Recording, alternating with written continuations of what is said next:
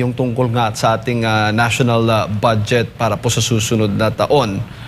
Kayo bilang pong isang health reform advocate, ano ho yung tingin ninyo dito sa ating panukalang batas para sa susunod taon, particular na sa budget po natin sa health? Ang tingin ko po doon sa budget sa health natin ay kulang 370 billion lang. Considering marami tayong programa na dapat isa katuparan. At nakita naman natin yung diversion ng funds noong 2024 ng 60 billion. Noong 2025, zero subsidy for PhilHealth. Last year, 130 billion.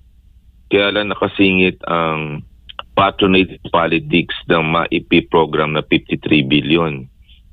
Ngayon, may utang ang government sa atin dahil sa sin taxes, sa sigarilyo, alak, vape, at saka sugary beverages, at saka doon sa contribution ng PAGCOR at PCSO na 330 billion. So kung 370 ang budget nila, 330.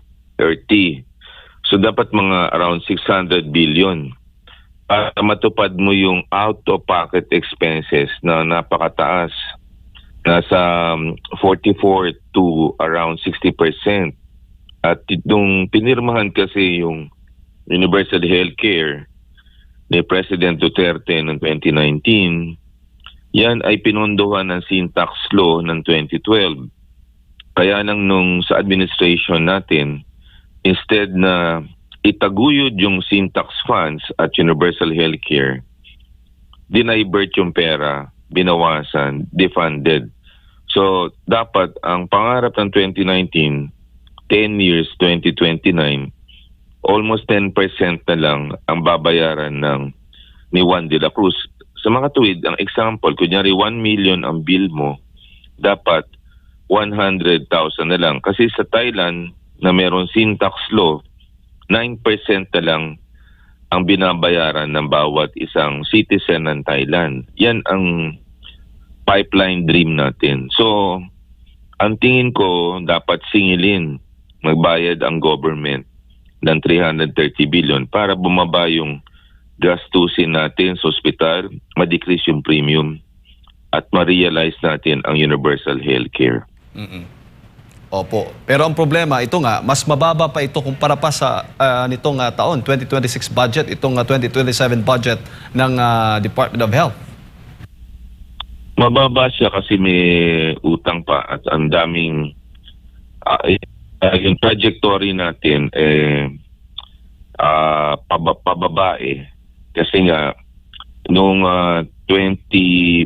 yung huling panahon ni President Duterte, halos ang budget sa PhilHealth ay 80 billion. Tapos bumaba, naging zero ng 2025. Mababa yung 130 last year, tapos yung 370 billion. Kung pinapangarap ng Pangulong Bongbong Marcos, kasi almost ang kalihim ngayon ng Department of Health at ang PhilHealth President ay sinasabi nila 22 months na lang sila. Ang tingin ko kasi 12 months to go sila kasi zona to zona, 12 buwan. Ang dami nilang programa pero yung talagang i-impact sa bawat Pilipino, yung mabawasan yung gastusin para bawat Pilipino, wala nang babayaran sila pag sila ay nahuhospital. Yan ang essence and true spirit ng universal healthcare. Opo. Opo. At nabanggit po ninyo, itong budget din, ay parang tila mas nakatutok doon sa ayuda, yung MAIFIP, Doc. Mas dapat bang sa PhilHealth paglaanan ng pondo kaysa sa dito sa ayuda na ito? Exactly. Yung MAIFIP is a potential violation of the Universal Healthcare Act. So it's a violation of the Constitution because the Republic Act ng Universal Healthcare, dapat ang single payer ang magbabayad lang sa health dapat PhilHealth. Ngayon, kung may maipip ka, which is patronage politics, mga guarantee letters, yan ay labag. Dapat kung meron ka statement of account, diretso ka lang dapat dun sa accounting division. At ang pagbawas yan, kung magkano ang case rate mo, kunyari ang bill may 1 million, magkano ba ang case rate or benepisyo ko kung ako'y na heart attack? Yung mga minus yun, senior citizen, HMO, ang matira doon, ang tawag doon, yung out-of-pocket expenses. Pero kita mo, kakarampot ang matatanggap mo, let's say sa coronary artery disease, sa cancer, sa stroke,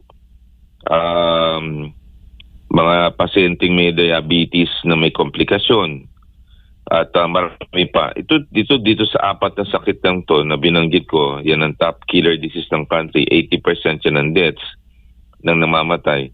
Kulang na kulang ho yun. Yun ho yung dapat to nung tinatutukan. Wala na, kasi meron silang pinresent na 5 na pillars.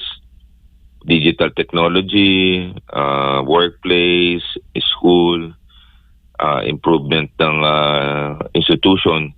Wala na silang magagawa kasi institution, ang daming hugo sa hospitals at saka almost less than 2 years ka na, wala na. Brain drain naman yung ating human resource, aalis at aalis din naman ng mga nurses natin at pati ang mga doktor, number 1 tayong exporter na nurses, hindi naman nila ma-increase ang salary. So, ang pwede mo mang gawin na tatago sa sikmura ng bawat Pilipino, yung pag na-hospital ka, wala ka halos babayaran. Yun ang dapat nilang itaguyod. At yan ang dapat nilang So, ang pinaka-importante sa ating butihing DOH Secretary at PhilHealth President, sa budget hearing, dapat ipaglaban nila na makakuha sila ng malaking budget. I-recast sana ang budget at tumuon sa kalusugan.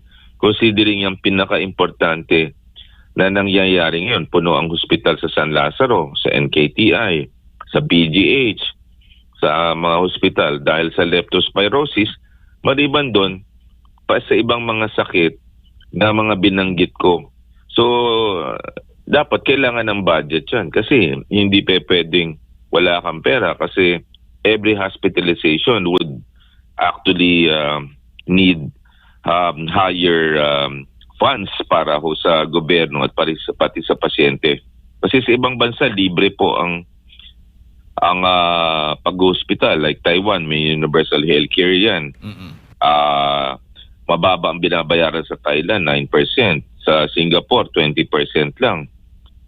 Sa Japan, almost libre. Sa Korea, ganun din. Sa Southeast Asia, tayo ang pinakamataas na binabayaran na out-of-pocket expenses pag na-hospital ka. Considering may batas na napirmahan ang dating administrasyon noong February 2019 at yan ang universal healthcare. Pero walang universal health ba ang pondo mo at ninanakaw at dinadivert. Hindi ho pwede po yun. Opo, at ang tanong dito, lahat ba ng mga mahihirap ay nakikinabang dito sa MAIFIP? Papaano po yung mga kontra, yung mga oposisyon na kritiko na mga mahihirap laban sa administrasyon o sa mga politiko sa kanilang mga lugar? Sila ho ba ay makakabenepisyo din nitong MAIFIP o ayuda nga, itong Medical Assistance for Indigent and Financially Incapacitated Patients o MAIFIP, Doc? In essence, dapat wala nga maipip regardless sa political color. Kasi nade-delay halos kunyari palabas yung patient. 2 weeks pa sila nag-i-stay because of the guarantee letters. Na hihingin mo pa, ang daming requirement yan. Hihingi yan ng medical certificate. Hihingi yan ng medical abstract. Susulat sa DSWD. Susulat sa politiko. Tapos bago pa mga ngako, pero kakarampot lang ibibigay. So mga 10 sulat yan para sa ganon. So ako naman, yun nga, pero nagbibigay din naman yung mga kongresista, kaya lang matagal. At ano mo naman, pag mahirap ka sa bansa, kung sino ang mahirap, sila pa yung walang masyadong karapatan. Yan ho ang problema natin eh. Hindi ko naman ho sinasabi na yung ginagawa ng government, yung pagpa-partner sa mga private hospitals para sa out-of-pocket. Pero kung ako si Juan de la Cruz, ako ba ay pupunta doon sa 5-star na hospital na yon para ako'y pumunta? Eh siyempre, mangingimi ka rin eh. Ang pangarap mo, bawat hospital, whether public or private, meron kang mataas na pera para pag na-admit ka. Bigyan kita example, during the COVID time, 800,000 ang inalat ni Pangulong Duterte pagka nagka-COVID ka. So ang iyong lisensya pagpasok yung PhilHealth card mo kasi 800,000 ang uubusin mo eh. Ngayon pag na-admit ka sa isang sakit, ang bawas lang 30,000, ang bill mo 1 million. So dapat ngayon ang ginagawa dapat 'yun ang gawin. Ngayon sa leptospirosis 60,000 tinaas na sa 411,000 ang pag severe. Pero ang problema kasi diyan, downstream disease yan eh. Dapat may preventive health aspect sila. Ang problema natin kasi diyan sa leptospirosis na nakita ko, meron kang 1 trillion na nagastos doon sa flood control anomaly. Number 1. O siyempre magbabaha ka. Pag nagbaha ka, yung basura, yan din, hindi nila nakokolekta. Ang daga gusto doon sa garbage. Tapos pangit yung urban planning mo, maraming mahirap. Yung mahirap nakatira sa estero at saka sa river. May climate change ka, linggo-linggo may typhoon. Bago pa humupa, eto na naman ang baha. Pangit ang healthcare system natin. Yun nga dahil pangit ang pondo. Hindi na ibibigay kaagad yung doxycycline. Bago bumaha, ibibigay mo, lunod na yung mga pasyente. Dapat yan, preemptive, dinidistribute sa mga barangay healthcare workers yung doxycycline para hindi magkaroon dengue at i-distribute sa bahay-bahay para pagdating ng ulan, nakainom na sila. Kasi wala naman silang ibang bahay. Lalabas sila, magwe-wade sila sa water, magpapa-anoy. O di hindi ka magkakaroon ng leptospirosis. Ngayon, tinan mo, punong-puno ang mga hospital. So, ang leptospirosis is a reflection of poor governance, poor accountability, at saka lack of adequate funds for the healthcare system. Isang sintomas ng maling pamamalakad, corruption, kaya tayo nagle-leptospirosis. Kaya ang tawag ko sa leptospirosis ay kleptospirosis, kleptocracy leading to leptospirosis. Opo, yung kleptopyrosis, hindi naman po yung sakit, kundi sakit ng gobyerno po yun. Tama ho ba, Doc? Tama po yun, tama po. Opo. Pero bago ko lang ipasa kay Partner Admara, so nakikita po ninyo na ito pong 2027 national budget ay magagamit po bilang pondo para po sa darating na eleksyon. 2028 na po yan. Malapit na. Ang tingin ko, baka election campaign budget ang 2027. Kasi 54 billion ang ibibigay sa local government special funds. Yan ang babantayan natin. Tingin ko yung 2027 ay election campaign funds. Kaya kung nakikinig kayo, yan ang kailangan bantayan natin sa mga budget hearings. Ayan ang sinabi ng Malacanang Doon ako nanganganib. Baka ang susunod na flood control corruption program ay itong tinatawag nating local government special funds. Yan ang nakakatakot. Opo. Doc, si Admar po ito, magandang umaga. Naririnig natin dati pa, lalo na sa zona ng Pangulo, yung mga specialty hospital. Sa tingin niyo po ba ay may isa sa katuparan pa ito kung pagbabasehan natin yung mga pamamahala, mga programa, mga priorities ng kasalukuyang administrasyon na maipatupad ito sa iba't ibang lugar dito po sa ating bansa. Kasi malaking ang tulong yung mga specialty hospitals pero concentrated lang po dito sa Metro Manila. Sa tingin niyo po? Yun ang sinasabi ko kasi our country is kasi is an archipelago system. Ang essence kasi ng universal healthcare, kaya mahirap ka, mayaman ka, you will be provided. So dapat, ang utos ng Pangulo, nasa batas naman ng universal healthcare, 10% of the beds, i-allocate mo for the poor, for the zero balance billing. Ay, hindi naman natutupad ang partnership nangyayari in the big hospitals. The real essence of the universal healthcare law is to be able to allow patients when they're confined, they will not pay, or they will pay only a few of the hospital expenses. But you can only do that if you have funding started ng 2022. Ngayon nga, ang laki ng arrears or utang ng gobyerno, sila rin ang sumira ng sin tax law at universal healthcare law. Diba? Yun ho ang puntos doon Kaya ang ginagawa nila, patsi-patsi na maliliit na programa doon sa malalaking hospital. Siyempre kaya naman ng malalaking hospital. There's nothing wrong with the good heart and or compassion of the big hospitals. Nakita natin, I think nakita natin ang mga ibang hospital na nagbibigay ng mga five-star hospital na mga beds, let's say itong mga St. Luke's, Medica City. Pero dapat sa lahat ng hospital nationwide ang implementation, at yan ay isang executive order lang na nasa batas naman.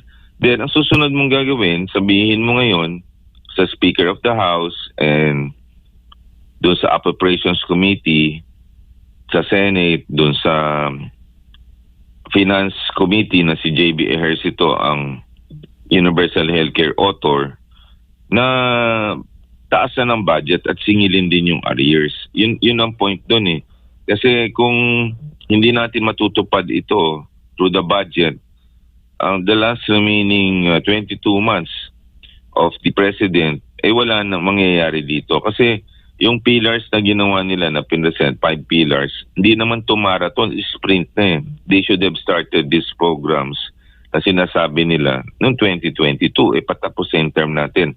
In fact, the next one of the President, next July, lame duck President ang Pangulo Kasi after that, 3 months, may COMELEC na magpapile ng candidacy for 2028. So, hindi na magagawa mo yan kasi the power of the president will be lesser kasi some of the politico will shift allegiance already. So, ang tingin ko, tapos busy ang DOH and PhilHealth sa pag-attend sa budget hearing. So, divided attention plus meron ka pang leptospirosis from August hanggang October or November. So, ang approval ng budget mo, December of this year. So, the money na makukuha mo, Enero, tapos na, di 6 months lang yun. So, dapat, yun pa lang, iniisip nila, dun sa mga hospital, paano nila mababawasan yung kanilang gastusin pag sila ay na hospital. At maging hindi ka na hospital, dapat hindi ka nakikimi na pumunta sa isang hospital dahil may power din yung iyong preventive health. Meron silang yakap clinics. Kaya lang, hindi naman mo ma-access, hindi naman lahat ng tao nakakapunta. May problem dyan sa execution ng mga proyekto. Kaya nagkakasakit ang tao dahil mahina ang ating preventive healthcare system.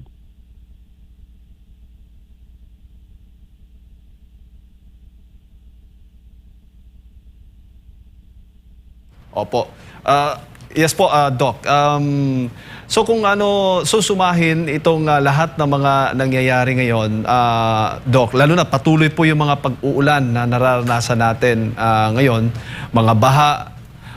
Ano yung paalala po ninyo sa ating mga kababayan, considering nga na ito pang impeachment, meron pang tinututukan pa. Ang daming mga issues na baga sabi ika nga ay nalilihis yung tunay na dapat bantayan, tunay na issue na dapat bantayan ng publiko. Well, yung mga nabanggit ko na yung chronic flooding, we cannot control that. The garbage disposal, we cannot control that. The urban planning, hindi. Climate change, hindi. Ang pwedeng i-control yung mga kababayan ay babahain kayo. Kumuha na po kayo ng doxycycline sa barangay healthcare worker at uminom na kayo. Ang rule, pag na-expose ka, you can take 1 tablet kagad. But if you are in area like Kalumpit and Hagonoy na lubog, every week dapat tagto 200 milligrams kayo based on the studies to sa Vietnam War at Panama War. Yung mga soldiers na nakalublob sa river, umiinom sila, nabawasan at 95% efficacy rate. So sa mga kababayan natin, lalo na doon sa may area na may estero, rivers, or yan dyan sa mga Tatalon, Araneta, Bulacan, Dali na lang. kayo po ay kumuha na ng doxycycline at huwag po kayong magdeleptot. Baka kayo mamatay at magkaroon kayo ng dialysis, kidney failure at pupunta kayo sa mga hospital. Late na po yun. Opo, opo. At huli na lang, Doc, curious lang, dahil binabaha din po sa Davao, alin ho ba yung mga lugar na may mas mataas? Batay lang po sa monitoring po ninyo. Dito ba sa Metro Manila o doon sa Mindanao, sa Davao? Kasi kamakailan na itinuturing daw epicenter ng flood control itong Davao at may mga pagbaha din. Well, binabaha naman halos lahat ang mga urban centers pero tingin ko National Capital Region. Yung sa leptospirosis, Doc? Yung sa Sa leptospirosis, kung bumaba sa Davao, mas grabe rito sa NCR. Kasi ang NCR, nandito ang capital nandito ang financial capital Pag bumaha ka dito, walang business, walang ekonomiya, walang pasok.